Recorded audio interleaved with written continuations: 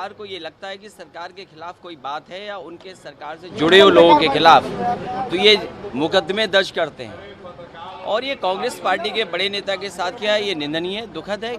इस तरह की कार्रवाई और तब जब आप एयरपोर्ट हवाई जहाज में बैठने जा रहे हो, ये बीजेपी की कोई नई स्ट्रेटजी नहीं है। मुझे याद है जब मैं प्रयागराज जाना चाहता था, इन्होंने अधिकारियों को हवाई अड्डे पर भेज करके हवाई अड्डे में जो जहाज़ खड़ा था उसमें चढ़ने नहीं दिया था, जबकि यूपी पुलिस को कोई अधिकार नहीं था कि आप किसी को हवाई जहाज यात्रा से रोक सकते हैं। लेकिन देखिए आप अधिकार कितने बढ़ गए इनके, कानून और संविधान की धज्जियां उड़ा करके इनके खुद अधिकारी सीढ़ी पे खड़े हो गए और मुझे हवाई जहाज से नहीं चढ़ने दिया। तो जो दिल्ली में हुआ है, हवाई जहाज में कांग्रेस के प्रवक्ता बैठ गए, उतार दिया, कोई नई चीज़ नहीं है। भारतीय जनता पार्टी के बारे में यही कहा जाता है, वो कानून नहीं मानते हैं, संविधान नहीं मानते हैं, दूसरे के बारे में कुछ भी कह सकते हैं। आपको याद होगा यही मुख्यमंत्री आवास गंगा जल से धुलाया गया था, और हमारे बारे में सोशल मीडिया में कितना कुछ खर्च कर करके इनके लोग क्या क्या कहते हैं।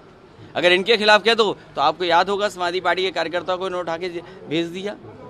तो ये बीजेपी का काम करने का तरीका है, उन्हें लोकतंत्र पर, कानून पर किसी पे भरोसा नहीं है। जातीय जनगणना पर शाही ने कहा है कि नहीं होगी जातीय जनगणना। जो लोग ये कहते हैं कि सबका साथ सबका विकास बिना जातिगत जनगणना के संभव नहीं है, और उत्तर प्रदेश की और नहीं देश की और खासकर उत्तर प्रदेश की जनता, पिछड़े, दलित और अगड़े भी ये चाहते हैं कि उनकी जाति गिनी जाए।